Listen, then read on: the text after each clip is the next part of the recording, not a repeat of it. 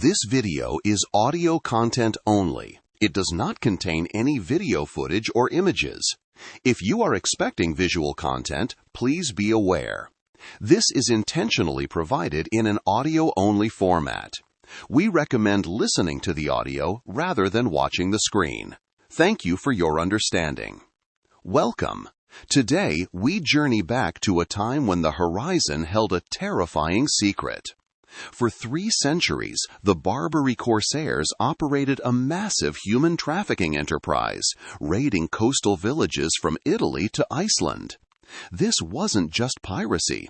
It was a state-sponsored industry that claimed over 1 million lives. From the legendary Redbeards to the birth of the U.S. Navy, we explore the brutal reality of the white gold of the Barbary Coast.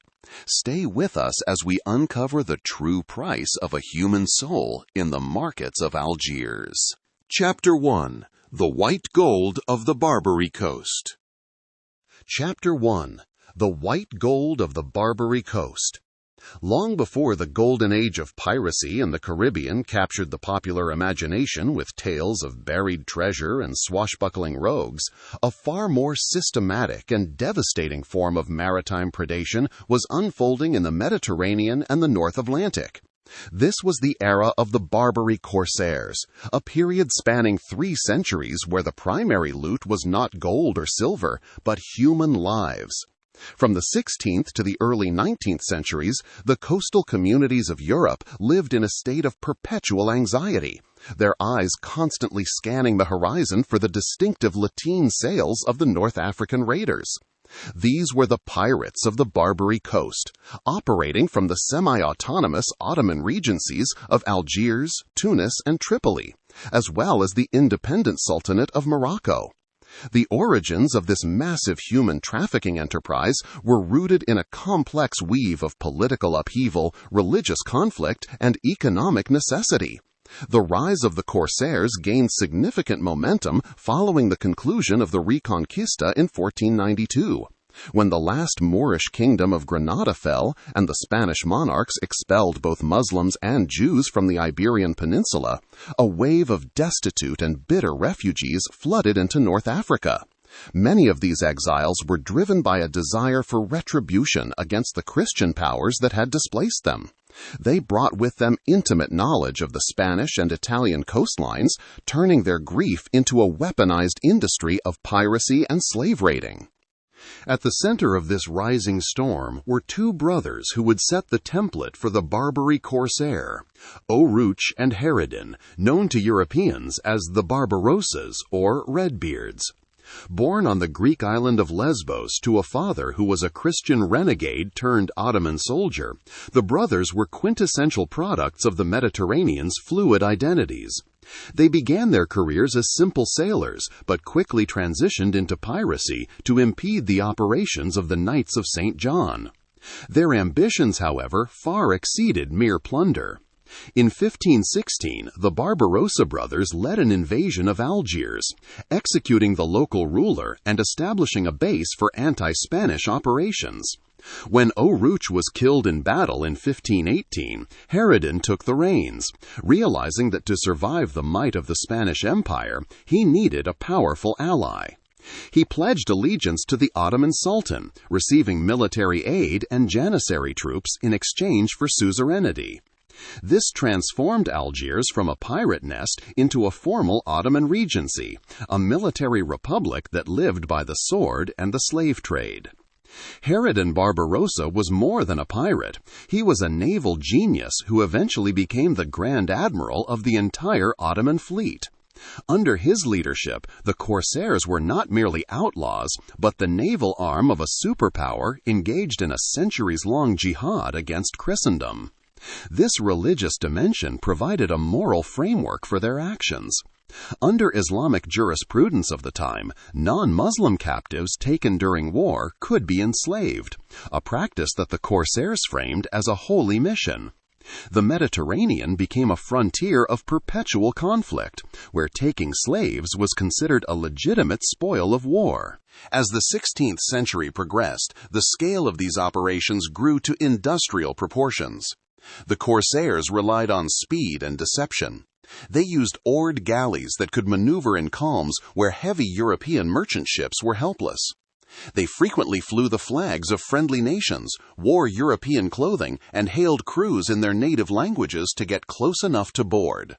Once a ship was captured, the crew was immediately stripped of their clothing, chained together in the hold, and prepared for the long voyage back to the slave markets of North Africa. The impact on Italy and Spain was catastrophic. The coastal areas of the Italian peninsula, particularly in the south and west, were so frequently raided that entire stretches of the coastline were abandoned. Fishermen flayed inland into mountainous and rugged terrain to escape the razzias. The depopulation was so severe that contemporary observers noted the coastline between Venice and Malaga suffered such a decline that it was said there was no one left to capture any longer. Specific raids illustrated the sheer brutality of the era. In 1534, Herod and Barbarossa's fleet descended upon southern Italy. The town of Santo Lucito was sacked, leaving not a single soul alive. The raiders then moved to Sperlonga, where over 1,000 people were forced into chains. In the town of Fondi, the pirates broke into over 1,000 houses, murdering the elderly and infirm while abducting the young and healthy. The primary target of the Fondi raid was the noblewoman Donna Giulia Gonzaga, whose beauty was so famous that the Sultan desired her for his harem. She narrowly escaped into the night on horseback, still in her nightgown, as the pirates ransacked her town in frustration. In 1550, the corsair Dragut led a night raid with 300 men that resulted in the complete sacking of Culera, Spain. 4 years later, in 1554, Dragut's forces struck the Italian town of Vieste. While 6,000 inhabitants were abducted into slavery, the raid is remembered for its horrific violence. Dragut ordered the beheading of 5,000 inhabitants during the sack of the city. The devastation continued through the decades.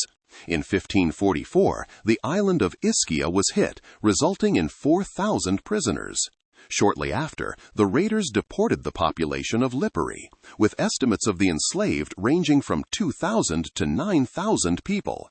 In 1551, Dragut enslaved the entire population of the Maltese island of Gozo, marching between 5,000 and 6,000 people onto ships bound for Tripoli.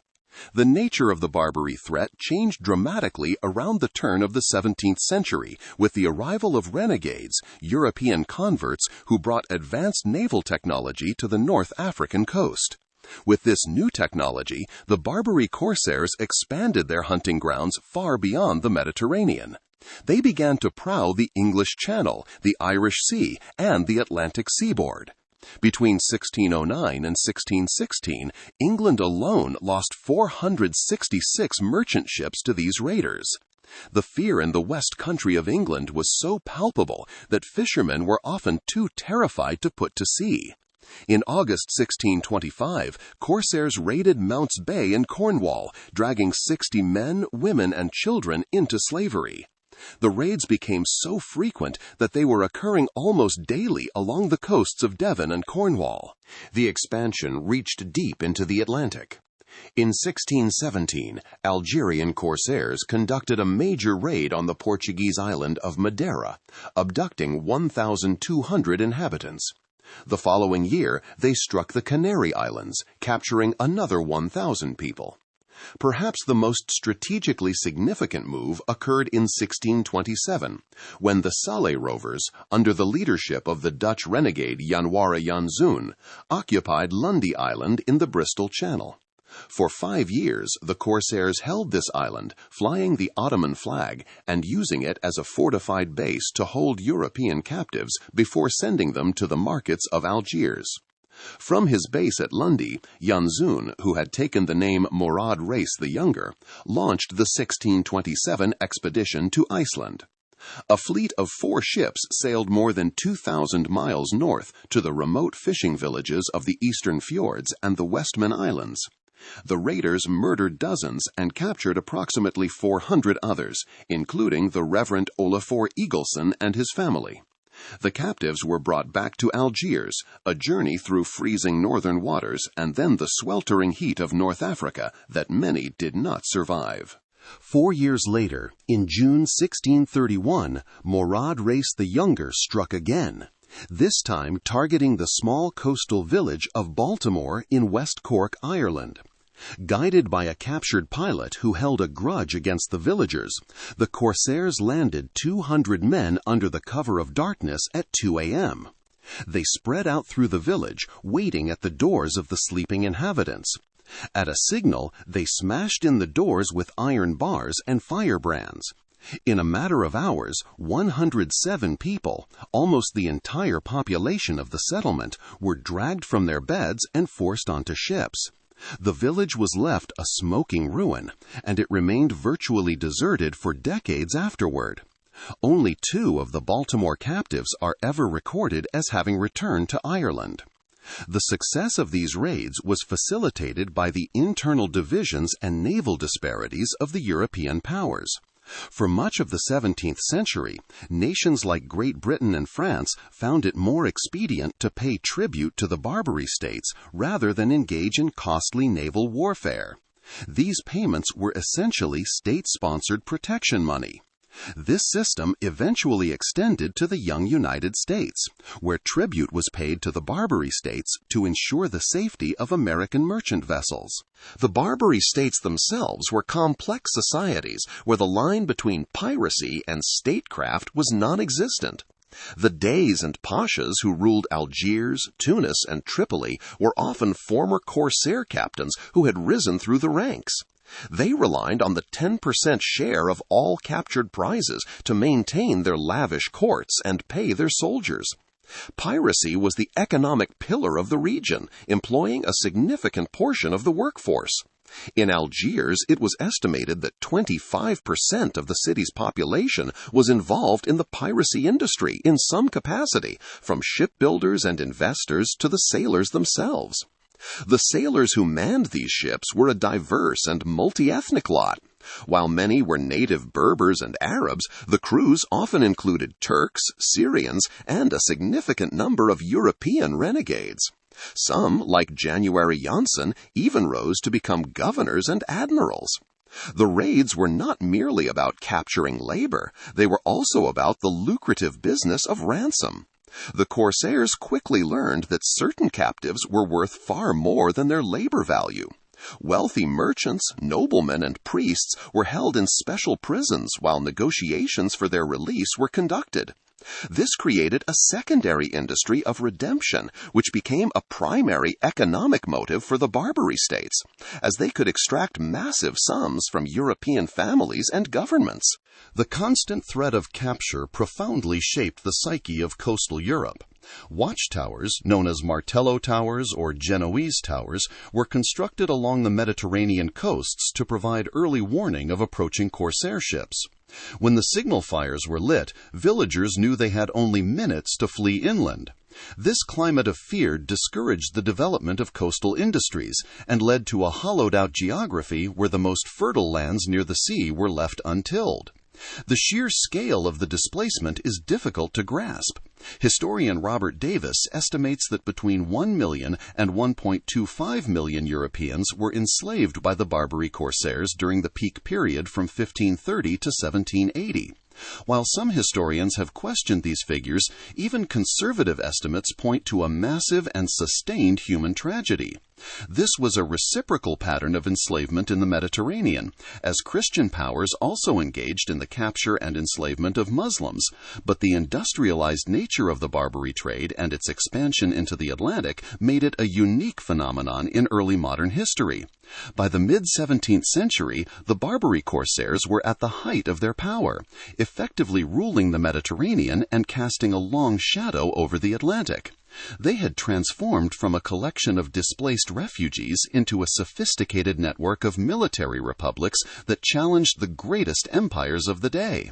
The silent night attacks on places like Baltimore and the Westman Islands served as a terrifying reminder that no one, no matter how remote their home, was truly safe from the reach of the North African raiders. But what was the fate of those who were dragged into the hold? And what was the true price of a human soul in the markets of Algiers? Chapter 2: The Physicality of Bondage and the Price of Redemption. The moment a captured vessel was towed into the harbors of Algiers, Tunis, or Tripoli, the reality of a captive's new life began with a ritual of public humiliation. For the sailors and passengers who had survived the initial violence of the raid, the sight of the whitewashed city walls and the crowded docks was not a sign of safety, but the threshold of a living nightmare. Before they even stepped onto dry land, the process of turning human beings into commodities was well underway. Captives were often stripped of their European clothing, replaced with rags if they were given anything at all, and shackled in heavy iron chains. The first stop was usually the palace of the local ruler, the Dey or Pasha. By long-standing custom, the ruler was entitled to a 1/8 share of all captured Christians. These individuals became public slaves, the property of the state. The ruler would walk among the new arrivals, flanked by his advisors and interpreters, to select the most valuable specimens. He looked for those with specialized skills, surgeons, carpenters, gunsmiths, and navigators, who could maintain the very fleets that had captured them. He also looked for those whose refined appearance suggested a wealthy background, marking them as high-priority targets for future ransom.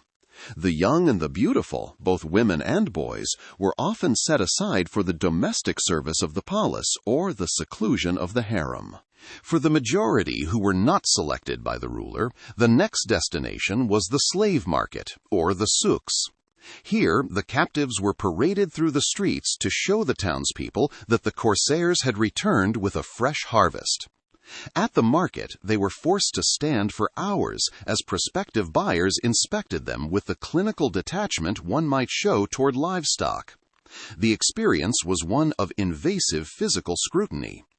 As the captive John Rollins later described, bidders would inspect the men by taking them by the hand, sometimes turning them round about, and feeling their bronze and naked arms to judge their strength for labor. They were made to open their mouths so their teeth could be checked, a common method for estimating age and general health. The price of a slave was a complex calculation based on their potential for hard labor, their professional skills, and the likelihood that their family back in Europe could afford a significant ransom. The lives of those sold into private hands varied wildly depending on the temperament of their master. But for the state-owned public slaves, the conditions were almost universally wretched. These men were housed in massive, overcrowded prisons known as bagnios. The term was derived from the Italian word for a public bath, a reference to the fact that many of these prisons were built over or within former Roman bathhouses. A bagno was a world unto itself, a squalid subterranean or walled enclosure where hundreds, sometimes thousands of men were locked away at night. Within these grim walls, the captives were made to lie all night exactly where they were ordered to go, packed tightly together on infested straw. Yet within these walls, a bizarre micro-society emerged. Because the guards were often more interested in profit than strict discipline, they allowed the captives to run their own shops, hospitals, and even small bars within the prison. Some slaves managed to scrape together enough coin by selling water or stolen goods in the city during the day to buy extra bread or a few moments of comfort. There were even small chapels where priests, themselves often captives, were permitted to hold services. However, this semblance of community vanished at dawn when the slaves were marched out to their daily toil. Discipline was maintained through the hallmark of Barbary punishment, the bastinado. This practice involved beating the victim repeatedly on the soles of the feet and the belly with a heavy stick or leather strap. It was a punishment designed to inflict maximum pain and temporary disability without permanently damaging the slave's ability to perform manual labor. The threat of the bastinado hung over every interaction, ensuring that the exhausted captives remained compliant under the weight of their chains. For the men, the most common form of labor was grueling work on public infrastructure. They were harnessed like animals to heavy parts, hauling massive blocks of stone from quarries to build the city's fortifications or to repair the harbor moles. Others were sent to the timber forests to fell trees for the construction of new corsair ships. Those who collapsed from exhaustion were often beaten until they rose again. If they did not, they were sometimes left to die where they fell. The physical toll was immense, and many captives survived only a few years before their bodies gave out under the weight of the labor and the meager rations of black biscuit and water. However, even the horrors of the stone quarries paled in comparison to the fate of the galley slave. For a Christian captive, being sent to the oars of a corsair xebec or galley was considered a death sentence. Galley slaves were shackled to their benches, usually 5 or 6 men to an oar, and they were never allowed to leave. They ate, slept, and performed all bodily functions where they sat. During a chase or a battle, they might be forced to row for 10, 15, or even 20 hours without a moment's rest. The atmosphere on a galley was one of orchestrated agony. Behind the rowers stood the boatswain, armed with a long lash. If a slave's rhythm faltered, or if he appeared to be flagging, the whip would crack across his bare back. To prevent the men from fainting, the boatswain would sometimes shove a piece of bread soaked in wine into their mouths, not out of mercy, but to extract every last ounce of energy from their failing muscles. When a slave finally died at his oar, his shackles were knocked off, and his body was unceremoniously heaved overboard. The experience of female captives was different in form, but no less traumatic. While they were generally spared the oars and the quarries, they faced the constant threat of sexual violence and the loss of their identity. Upon arrival, many women were funneled into domestic servitude in wealthy households. For those deemed attractive, the fate was often concubinage. In the harems of the Barbary states, a hierarchy existed. A concubine who gave birth to a son for her master could achieve the status of walad, which granted her certain legal protections and freedom upon her master's death. However, for many others, the reality was far bleaker. Poorer owners who could not afford the upkeep of their female slaves sometimes forced them into prostitution to generate income. Elizabeth Marsh, who was captured in 1756, famously had to feign a marriage to a fellow passenger to protect herself from being claimed by the Moroccan prince Sidi Mohammed. The sheer scale of this trade meant that almost no one was safe, regardless of their status or future fame. St. Vincent de Paul was captured in 1605 and spent 2 years in Algiers before escaping, while John Smith, who would later achieve fame in the Virginia colony, was sold into slavery in the Ottoman East and served as a laborer before killing his master and fleeing. These men were just 2 of the estimated 1.25 million Europeans who passed through the North African markets, a reality that fueled the massive and complex business of redemption. Since the state governments of Northern Europe were often slow or unwilling to pay for the release of their common citizens, the burden fell on families and religious organizations. The Catholic Church was particularly organized in this regard. 2 religious orders, the Mercedarians and the Trinitarians, the latter also known as the Order of Matherans, made it their primary mission to travel to North Africa and negotiate the buying back of Christian slaves. These redemptionists were often the only bridge between the captives and the free world. The process of raising ransom money was a community effort across southern Europe. Parish churches in Spain and Italy were equipped with special locked boxes where congregants could drop coins specifically for the redemption of slaves. Large-scale collections were organized, and the names of the captives were read aloud to inspire charity. When enough money was raised, a delegation of friars would sail to Algiers or Tunis, often bringing with them trade goods or silver coinage to exchange for the prisoners. Between 1575 and 1769, it is estimated that these religious orders purchased the freedom of over 15,000 people. The negotiations were often tense and protracted. The Barbary rulers were shrewd businessmen who knew exactly how much they could extract for a particular captive. The price of freedom was steep and clearly tiered. In the mid-17th century, the average price for a common sailor or laborer was approximately £30. However, the price for a woman or a child was often significantly higher, ranging from £50 to £100. Because the corsairs understood the emotional desperation of the families left behind and the high value placed on female captives in the domestic and harem markets. In 1646, an English agent named Edmund Casson was sent to Algiers with a mandate to free as many British subjects as possible. He found that the inhabitants were often reluctant to part with their slaves, who had become essential to the local economy as both labor and capital. Casson managed to free 250 people, paying the standard average of £30 per man. But he ran out of money before he could reach the hundreds of others who remained. His mission highlighted the fundamental problem of the redemption business. It was a direct injection of capital into the corsair economy, providing the funds for more ships, more weapons, and more raids. For those who remained in the bagnios, the physical suffering was compounded by a psychological crisis.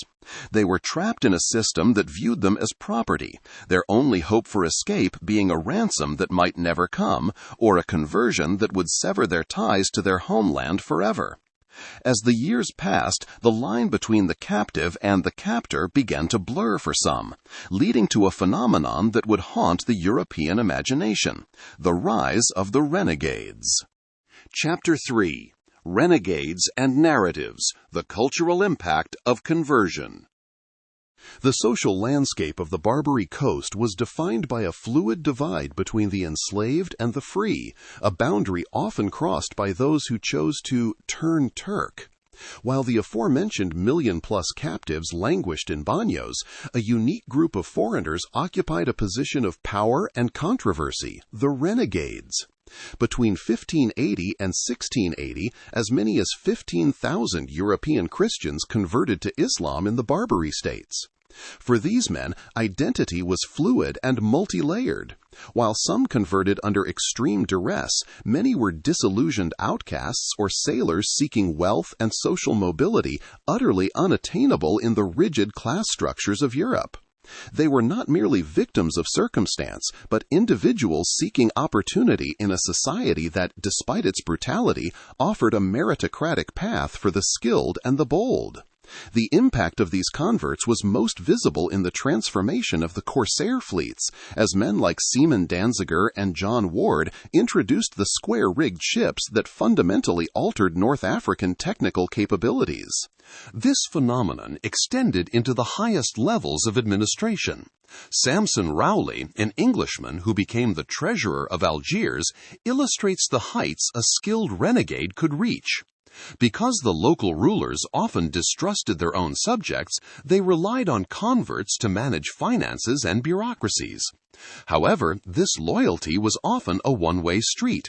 Return to Europe was impossible, as apostasy was a capital crime.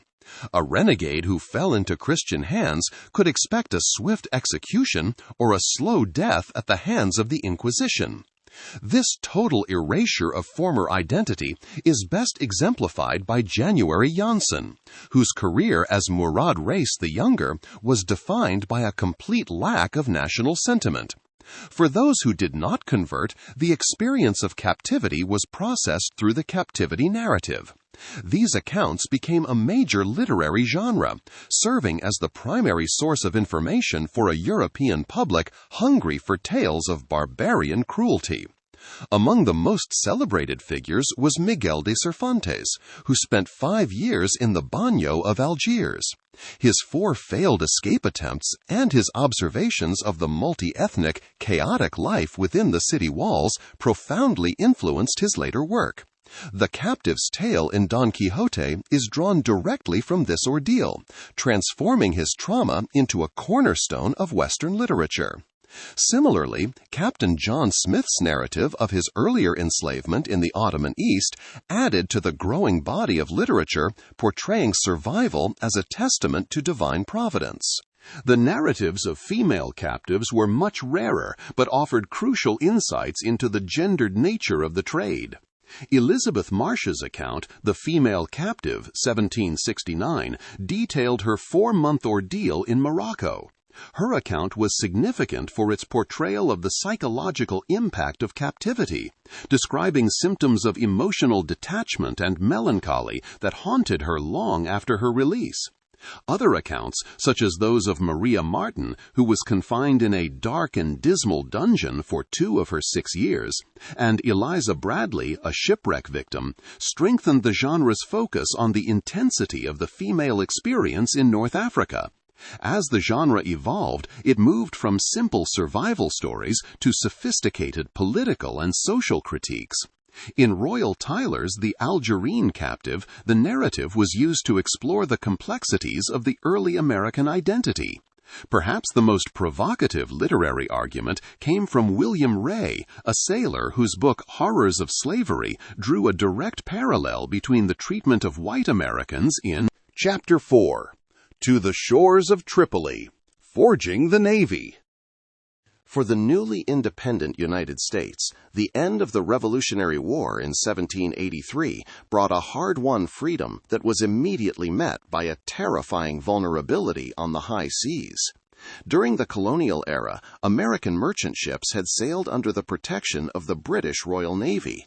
Once that shield was withdrawn, the young republic's commercial fleet became a collection of sitting ducks for the Barbary corsairs. For centuries, these North African states had operated on a simple, brutal maxim. Nations that did not pay for protection were legitimate targets for plunder and enslavement. The United States, possessing no navy and a treasury emptied by the War for Independence, was the perfect target. The first blow fell in October 1784, when Moroccan pirates seized the American brigantine Betsy. While the Spanish government eventually negotiated the release of the ship and its crew, the incident served as a warning. The following year, the situation turned far more dire. In July 1785, Algerian corsairs captured 2 more American ships, the schooner Maria and the Dauphin. The survivors were marched into the bagnios of Algiers, their ransom set at $60,000, a sum the nascent American government simply did not have. A rumor even swept through the states that Benjamin Franklin, then returning from France, had been captured, causing widespread panic and outrage. This crisis forced the Founding Fathers to confront a fundamental question of foreign policy. Should the United States pay for peace or fight for it? The debate pitted 2 of the nation's most influential figures against each other. John Adams, then serving as the American minister in London, argued that the United States was too poor and too weak to build a navy capable of challenging the Barbary states. He believed that paying tribute, however humiliating, was a necessary cost of doing business in the Mediterranean. Thomas Jefferson, the minister to France, took a radically different view. He argued that paying tribute would only invite further demands, and that the only way to secure lasting peace was through the language of the canon. In March 1786, Jefferson and Adams met in London with the Tripolitan ambassador Sidi Haji Abdrahman to inquire why his state was making war on a nation that had done them no injury. The ambassador's reply, reported by Jefferson to the Continental Congress, was chillingly direct. He stated that it was written in the Quran that all nations which had not acknowledged the Prophet were sinners, whom it was the right and duty of the faithful to plunder and enslave. He added that every sailor who died in this holy warfare was guaranteed a place in paradise. This conversation solidified Jefferson's conviction that diplomacy without a military deterrent was useless. Despite Jefferson's pleas, the United States was initially forced to follow the path of tribute.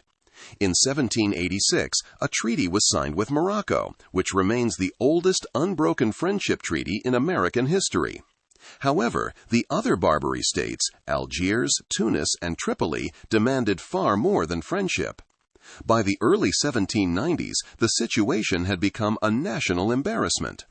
American sailors from the Maria and the Dauphin remained in chains in Algiers, joined by dozens of others from newly captured vessels like the Polly and the Minerva. The captives wrote desperate letters home, describing the horrors of the slave markets and the grueling labor they were forced to perform. The turning point came in 1794. At the urging of President George Washington, Congress passed the Naval Act, authorizing the construction of 6 heavy frigates. These were not ordinary ships. They were designed to be faster and more heavily armed than anything of their class in the world. Names that would become legendary, the USS Constitution, the United States, and the Constellation, began to take shape in American shipyards. However, the legislation contained a clause that reflected the nation's ongoing ambivalence. If a peace treaty was reached with Algiers, the construction was to be halted. In 1795, a treaty was indeed reached, but at a staggering cost. The United States agreed to pay Algiers an upfront sum of nearly $643,000 in silver for the release of 115 captives and the promise of peace. This was followed by an annual tribute of $21,000 in military equipment. By 1797, the United States had paid out over $1 million to the Barbary states, roughly 1/5 of the entire federal budget. The humiliation reached a peak in 1800 when the USS George Washington, under the command of William Bainbridge, arrived in Algiers to deliver tribute. The Dey, Mustafa Pasha, forced Bainbridge to hoist the Algerian flag over his warship and sail to Constantinople to deliver gifts to the Ottoman Sultan. Bainbridge, a proud officer, wrote to the Secretary of the Navy that the blood boiled in his veins at being used as a common carrier for a piratical state. When Thomas Jefferson was inaugurated as president in 1801, the era of passive payment came to an end. Jefferson had long harbored a plan to form a coalition of smaller naval powers to blockade the North African coast. But he now realized the United States would have to act alone. Almost simultaneously, Yusuf Karamanli, the Pasha of Tripoli, demanded an immediate payment of $225,000. When the United States refused, the Pasha followed the customary Barbary method of declaring war. He ordered his soldiers to cut down the flagstaff in front of the American consulate. Jefferson responded by sending a squadron of observation to the Mediterranean, consisting of 3 frigates and a schooner. The instructions to Commodore Richard Dale were clear. If war had been declared, he was to protect American commerce and chastise their insolence.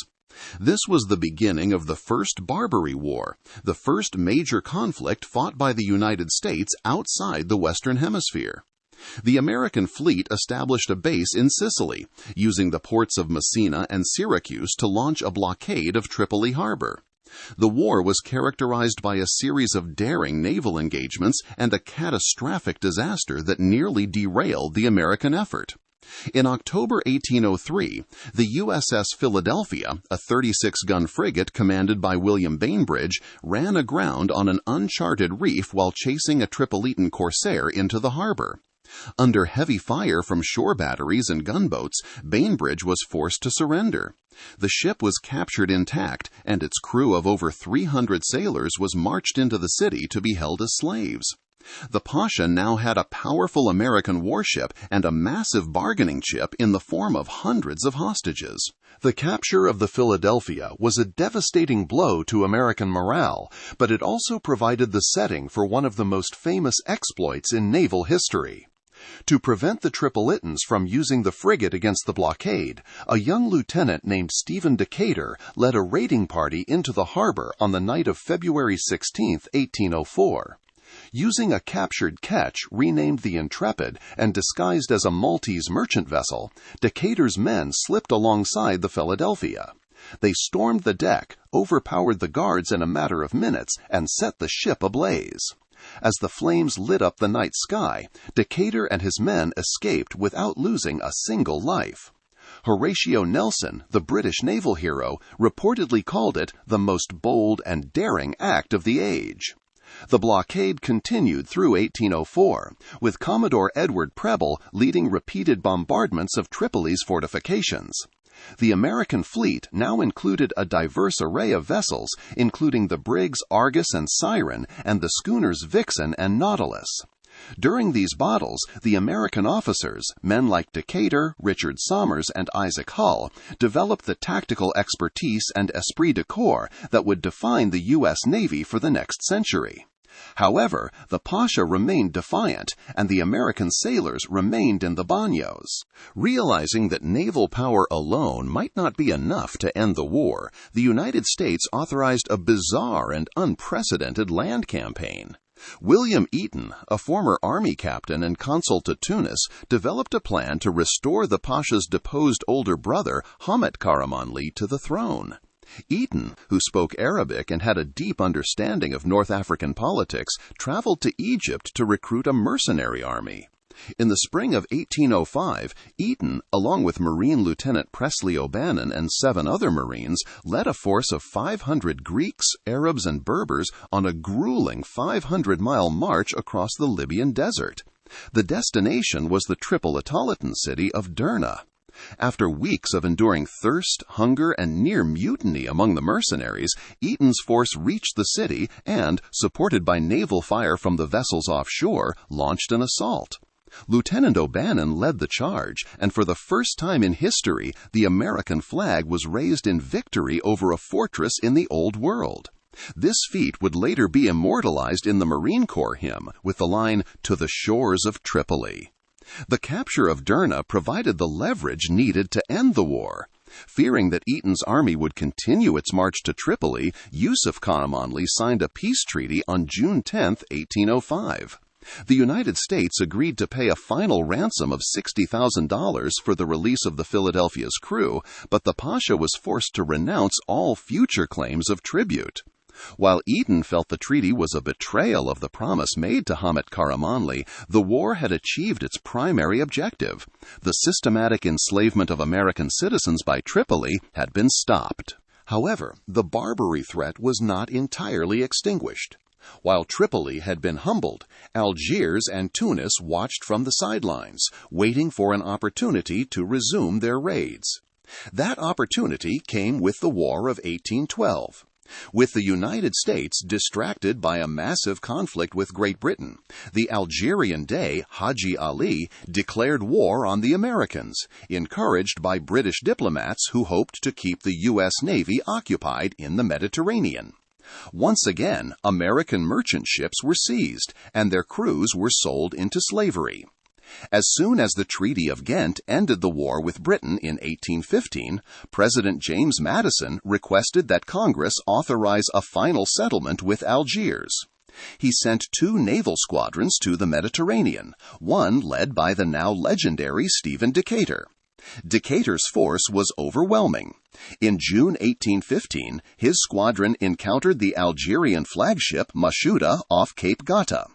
In a swift and violent engagement, the American ships hammered the Mashuda into submission, killing the famous corsair captain Rais Hamidou.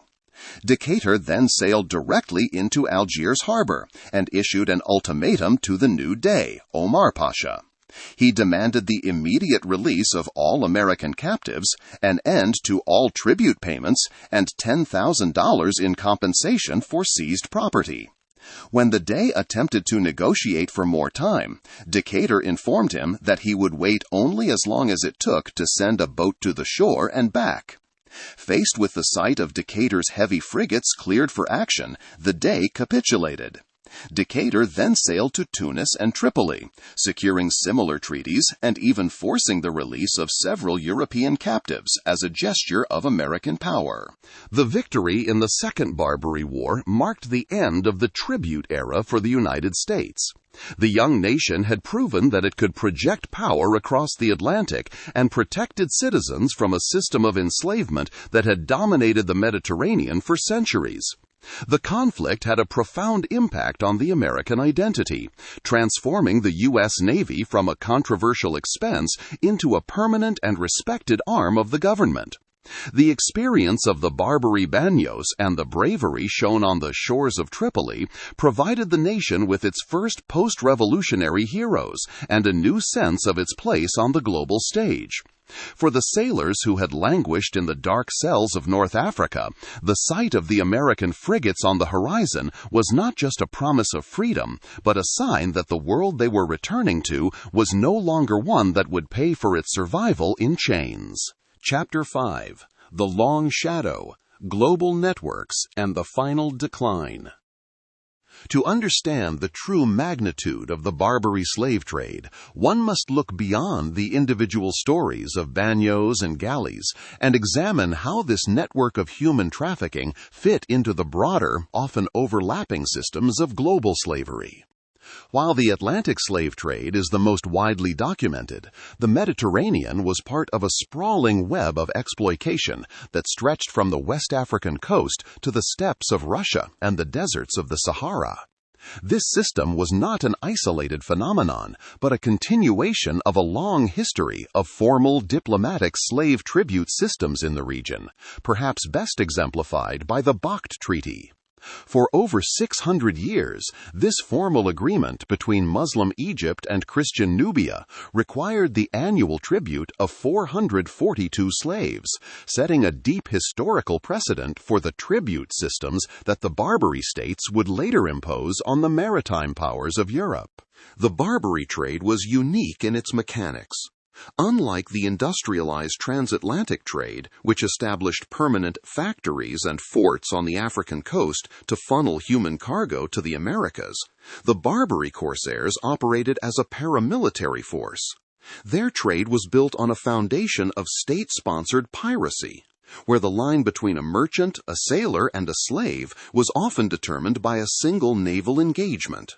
While the Atlantic trade was driven by the massive labor demands of sugar and cotton plantations, the Barbary markets were fueled by a more varied demand: domestic servitude, sexual exploitation in harems, and the high-stakes business of political ransom.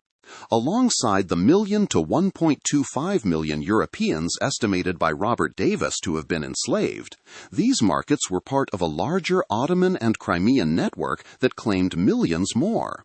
This included the broader Ottoman slave trade in Europe, which claimed an additional 2.5 million people from the Balkans, Eastern Europe, and the Caucasus between 1450 and 1700, serving as a terrestrial counterpart to the maritime predation of the Mediterranean. The Barbary trade existed alongside the Crimean Nogai slave raids, a massive enterprise that targeted Eastern Europe. From the 15th to the 18th centuries, the Crimean Khanate conducted relentless raids into what are today Ukraine, Poland, and Russia, a process known as the harvesting of the steppe. This resulted in the enslavement of an estimated 3 million Slavic people. This historical reality is reflected in the very language of the West. The English word slave is derived from Slav, a testament to the centuries during which Slavic people were the primary targets of Mediterranean enslavement. Furthermore, the Barbary trade was deeply intertwined with the trans-Saharan slave trade. Between the 7th and 20th centuries, an estimated 10 to 18 million Africans were trafficked through the Sahara and the Indian Ocean. Scholars often refer to this Arab slave trade as a veiled genocide due to its staggering mortality rates and the systematic castration of male slaves to prevent reproduction, a sharp contrast to the natural increase seen in the racial caste system of the Americas. In the desert crossing alone, mortality was horrific. Estimates suggest that 50% of captives died before reaching the northern coast.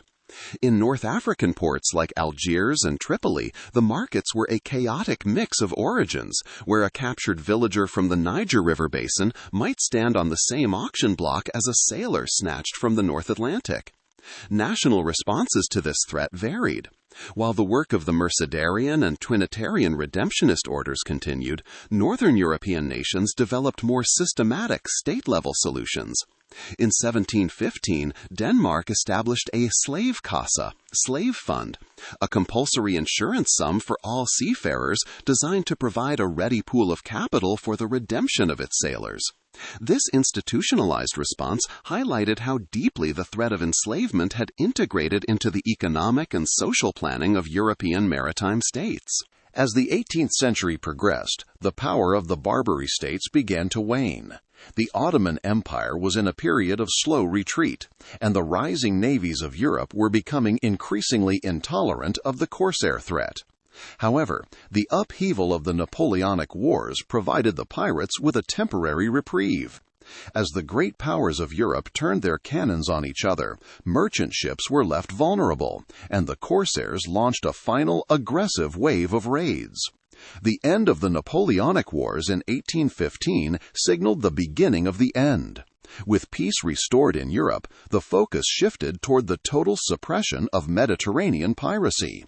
The United States had already set the precedent for naval force during the Barbary Wars, but the most decisive blow came from an Anglo-Dutch expedition in 1816.